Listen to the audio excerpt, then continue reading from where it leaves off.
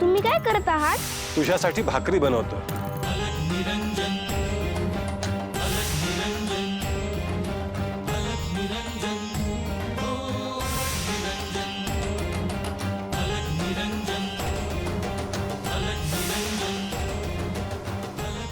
गोरक्ष, तुलाही हे सगळं शिकायचंय बरं का? मग आता मी करू? नाही नाही, आज नको. आज या सृष्टीमधला तुझा पहिला दिवस आहे, त्यामुळे आज तुझ्यासाठी मी करतो.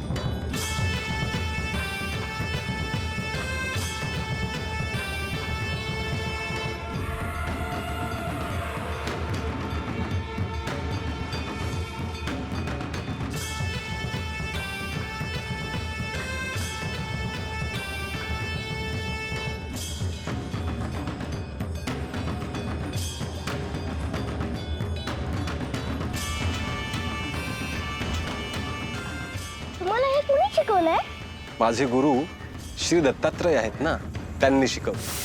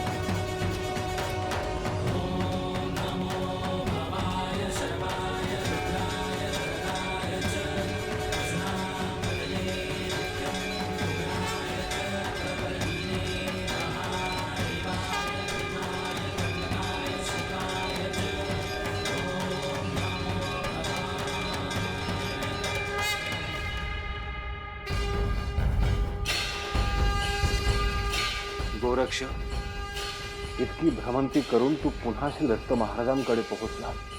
मी धन्य झालो. फार मोठी यात्रा आहे.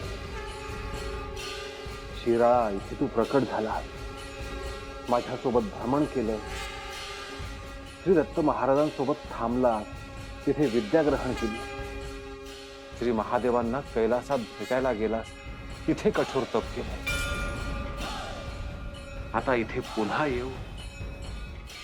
एक वर्तुळ पूर्ण झाले बघ गोरक्ष.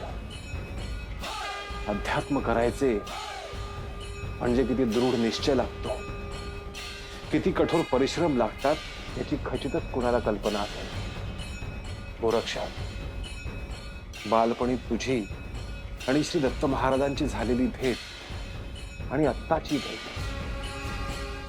यामध्ये खूप अंतर आहे. या क्षणी मी तिथे असायला हवं होतं.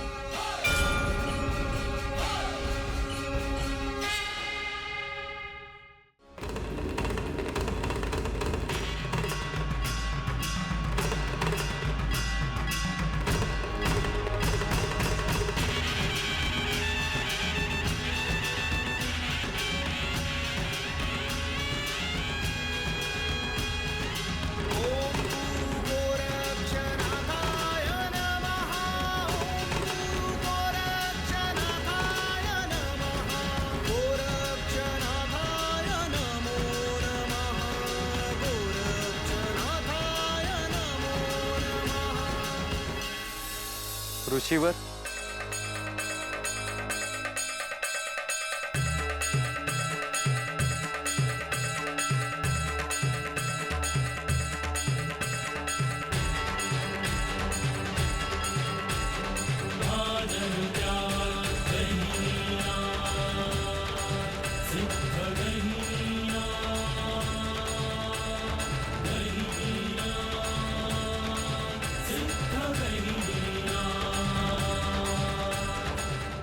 गोरक्षनाथा, किती काळ उभा आहेस?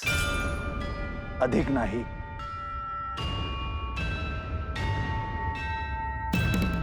गोरक्षा, अरे मला सांगायचंय ना, अन्नपूर्णेस असे प्रतीक्षा करायला लावू नये.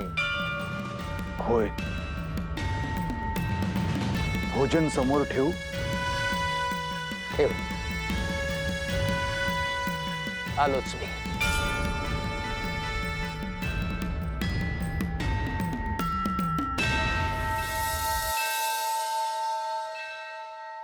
आपण भोजन करावे. अहो भाग्य माझे की आपल्या हातून अन्न मिळाले. आधी आपण भोजन करावे.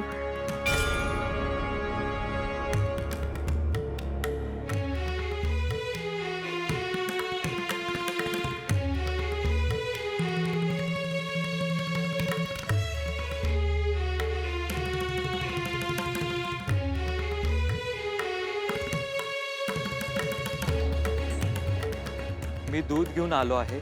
आपण सुरुवात करावी.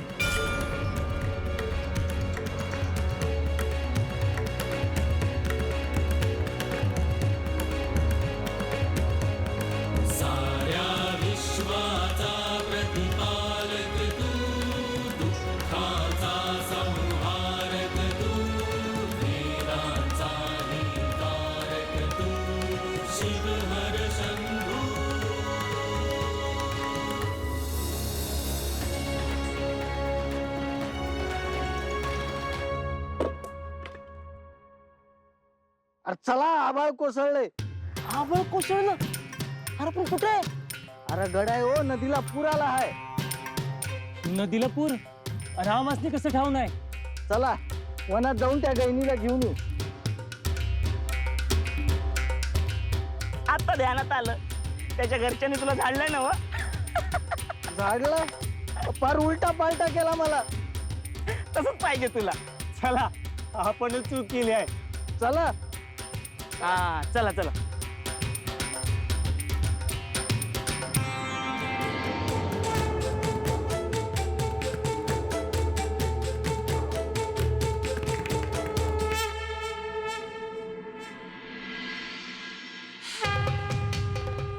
गोरक्षा, अरे माझ्या सोबतच तूही अन्न ग्रहण केले असतेस. गुरुवर, आपले भोजन झाले की मी भोजन करेन.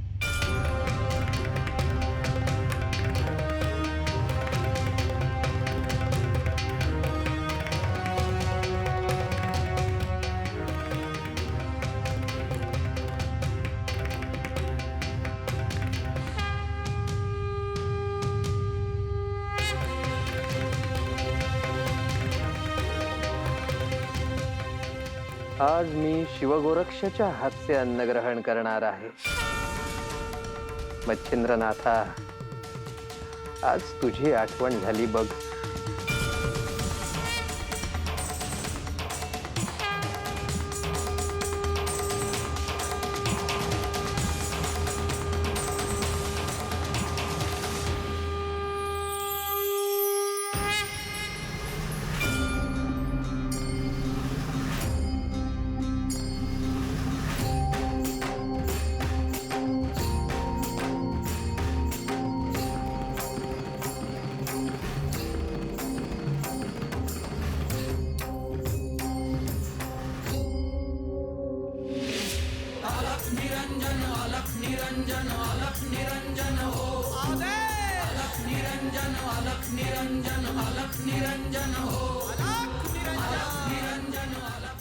अन्नदाता सुखी भवा. गोरक्षा, तुला मला काही विचारावयाचे आहे असे दिसते. होय गुरुवर. विचार.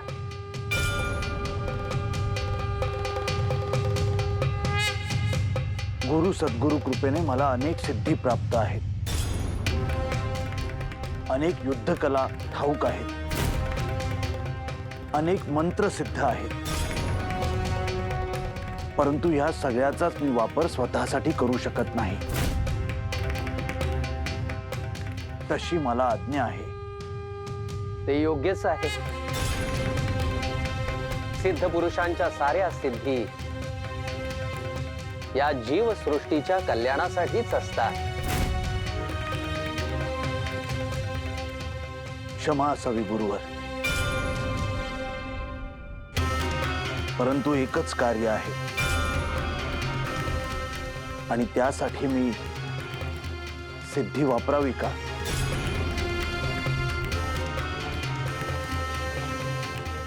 असे कोणते कार्य आहे गोरक्षनाथा?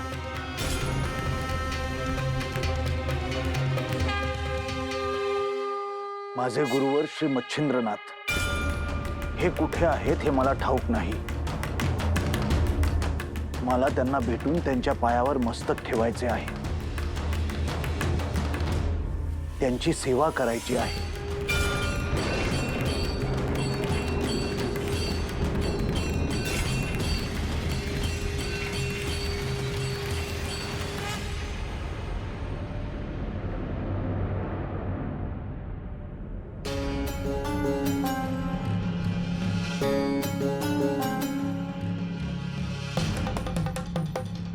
गोरक्ष त्याच्या गुरुला शोधतो आहे,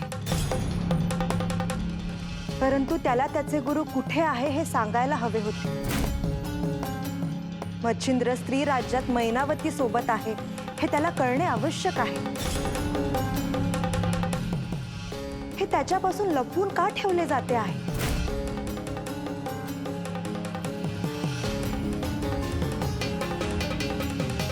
गोरक्षने स्वतः मच्छिंद्रला शोधावे हा आग्रह का? मला खात्री आहे श्री दत्तात्रय देखील गोरक्षला स्पष्टपणे सांगणार नाही की मच्छिंद्र कुठे आहेत.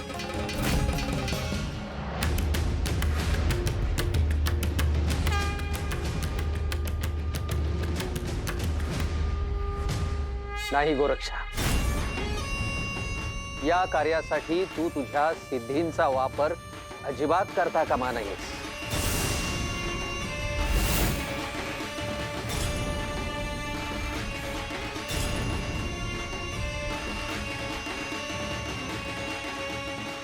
क्षमा असावी गुरुवर. गोरक्षा, तुझे मच्छिंद्रनाथांविषयीचे प्रेम मला ठाऊक आहे, परंतु तरीही तू तुझ्या गुरूंचा शोध घेत जाणेच उचित होईल.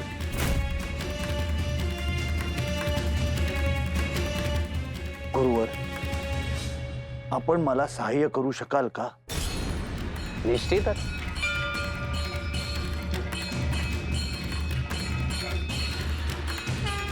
कुठे आहेत माझे गुरुवर?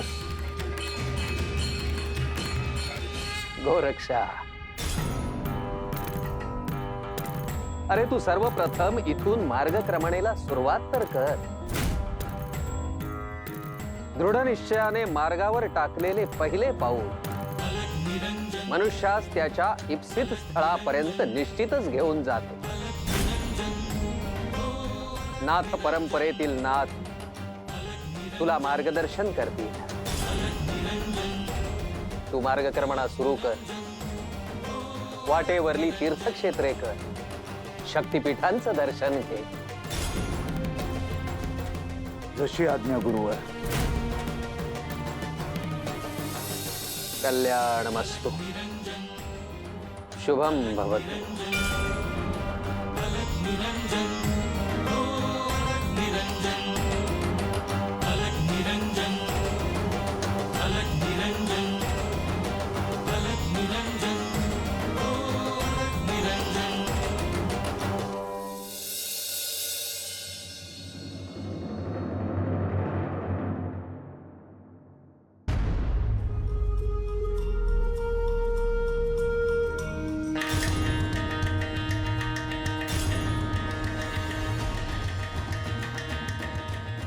अय गैनी, अरे अजून इथंच आहेस का तू?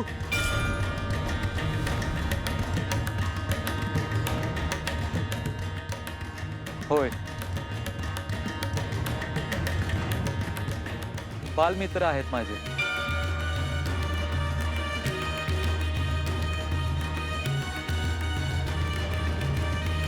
सुखी राहा.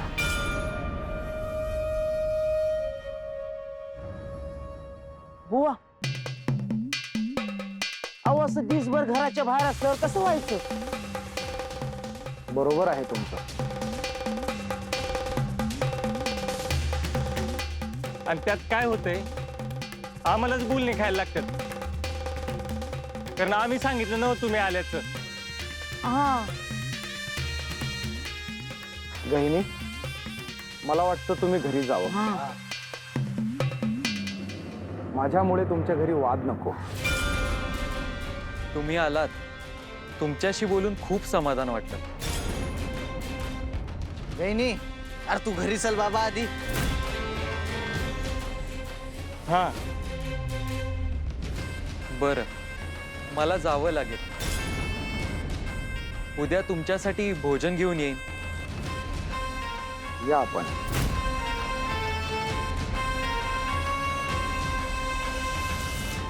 येतो बुवा. हा, येतो.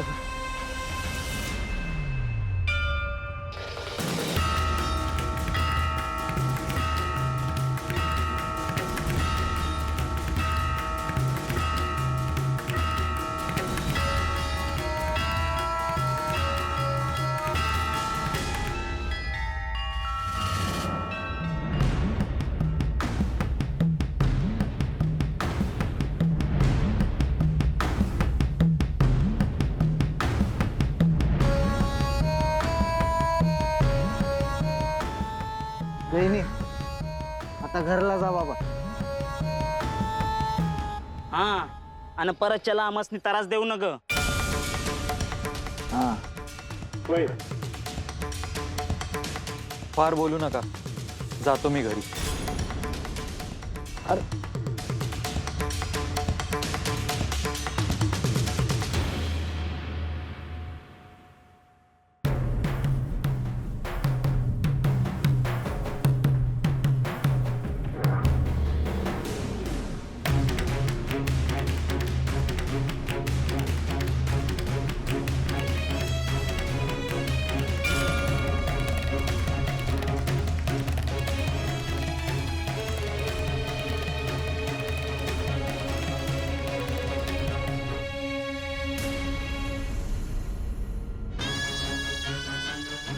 एवढा कसला विचार करता आहात? काही नाही. याचा अर्थ तुम्ही शरीराने इथे आहात, पण मनाने दुसरीकडेच कुठेतरी आहात.